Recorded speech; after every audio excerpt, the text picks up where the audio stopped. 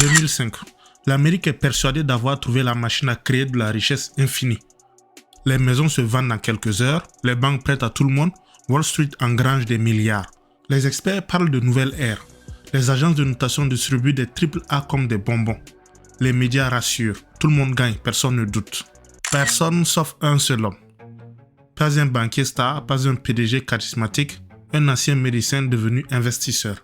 Dans un petit bureau, loin du bruit de New York, Michael Burry fait quelque chose que personne d'autre ne fait. Il lit. Il lit des milliers de contrats de prêts immobiliers, ligne par ligne, chiffre après chiffre. Et ce qu'il découvre est terrifiant. Des emprunteurs sans revenus, des taux qui vont exploser, des produits financiers notés AAA construits sur du vide. Il comprend une chose, tout le système est fragile, extrêmement fragile. Alors il prend une décision insensée.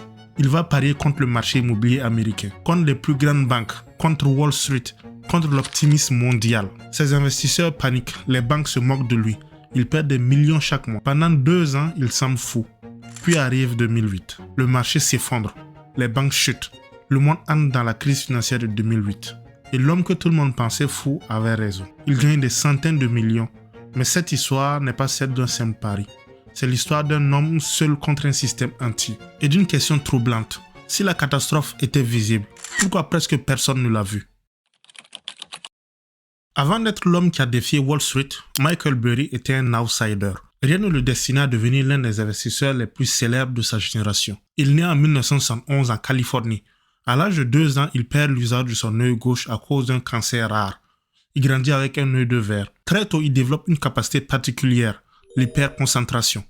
Silencieux, introverti, plus à l'aise avec les chiffres qu'avec les gens. Il étudie l'économie, puis la médecine. Il devient interne en neurologie. La journée, il travaille à l'hôpital. La nuit, il analyse des entreprises. Pas par hobby, mais par obsession. À la fin des années 90, il publie ses analyses financières en ligne.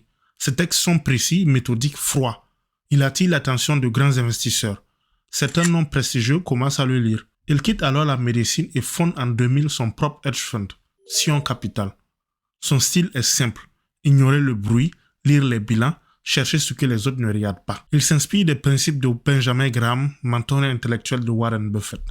Acheter quand le marché se trompe et au début, ça fonctionne. Ça fonctionne même très bien. Il génère des performances impressionnantes pendant l'éclatement de la bulle Internet. Mais au lieu de profiter de la gloire, Burry s'isole davantage. Il n'aime pas les interviews. Il déteste le bruit médiatique. Il préfère les rapports financiers au plateau télé. Des années plus tard, il révélera avoir été diagnostiqué avec le syndrome d'Asperger. Ce détail explique beaucoup de choses. Sa capacité à ignorer la pression sociale, son détachement émotionnel face au consensus, son obsession pour les détails invisibles. Et c'est précisément cette obsession qui va lui permettre de voir ce que Wall Street refuse de voir.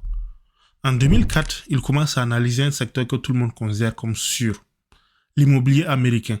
Et plus il lit, plus quelque chose ne colle pas. Au début des années 2000, l'Amérique découvre une nouvelle obsession, l'immobilier. Les prix montent encore et encore. On répète partout la même phrase, l'immobilier ne baissera jamais. Les banques prêtent massivement, mais elles ne prêtent plus seulement à des familles stables. Elles prêtent à des emprunteurs sans emploi, sans revenus fixes, parfois sans aucun apport. On appelle ces prêts des subprimes, des crédits risqués, très risqués, mais voici le point crucial. Les banques ne gardent pas ces prêts. Elles le regroupent dans des paquets financiers appelés CDO. Puis elles le vendent à des investisseurs du monde entier, des fonds de pension, des banques européennes, des institutions publiques. Et ces produits obtiennent la meilleure note possible, AAA.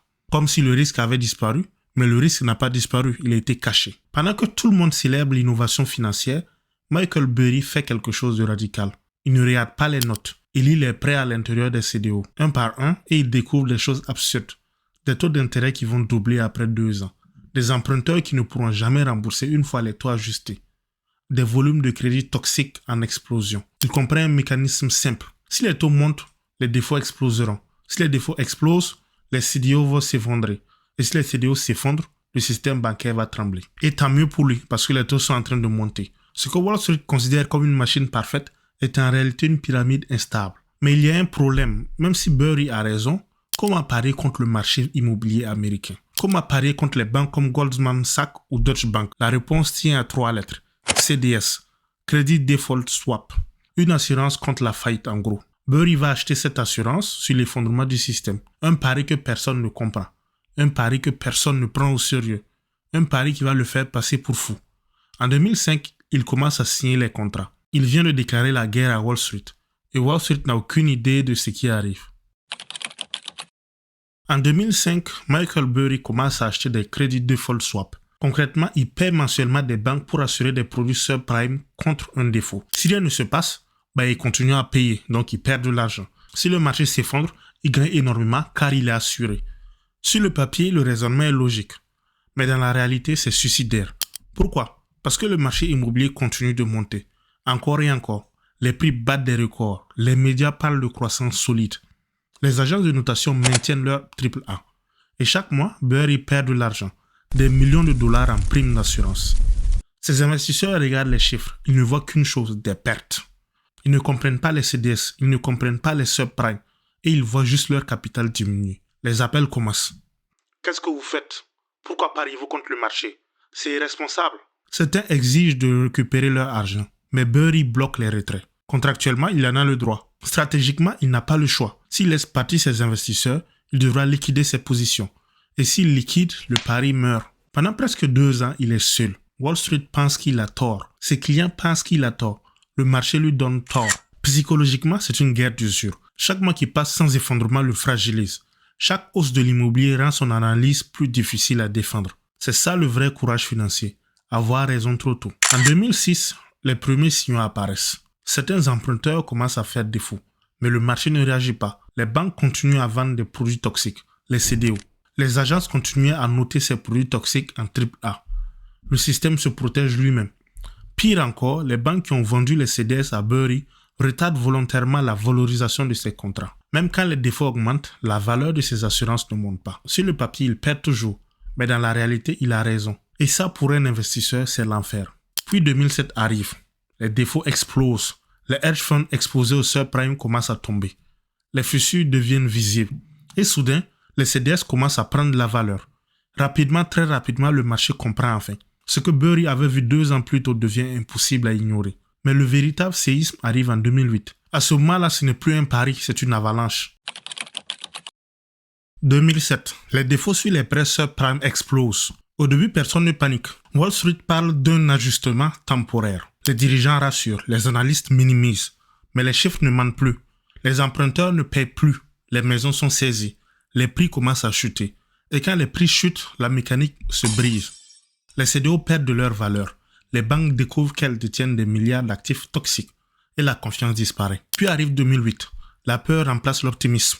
Les institutions financières vacillent. Certaines disparaissent et les marchés plongent. Le monde entre alors dans ce qu'on appellera plus tard la crise financière de 2008. Je ne sais pas si je vous en ai parlé, mais j'ai fait une vidéo là-dessus. Donc je vous invite à aller la regarder. Je vous la mets en description. Les écrans deviennent rouges. Les gouvernements interviennent en urgence. Des millions de personnes perdent leur emploi. Des millions d'autres perdent leur maison. Ce n'est plus une correction, c'est un effondrement systémique. Au milieu du chaos, les CDS de Michael Burry explosent en valeur. Ce pourquoi il paye des millions chaque mois devient soudainement inestimable. Les banques qui se moquaient de lui doivent maintenant honorer leurs contrats. Les assurances paient. Ils paient massivement. Son fonds Sion Capital réalise environ 700 millions de dollars de profit. Lui personnellement environ 100 millions. Et il avait raison. Il avait totalement raison. Mais la victoire a un goût amer. Car pendant qu'il gagne, le monde brûle. Des millions de personnes perdent tout. Des retraites disparaissent. Des économies entières vacillent. Burry n'a pas causé la crise, il l'a anticipé. Mais son succès met en lumière une vérité inconfortable. Le système était cassé. Et presque personne à l'intérieur n'a voulu l'admettre. Quand la poussière retombe, Burry fait quelque chose d'inattendu. Il ferme son fonds. Pas d'interview triomphale, pas de tournée médiatique. Silence, comme si son travail était terminé. Mais son histoire, elle ne faisait que commencer. Après 2008, Michael Burry disparaît presque complètement.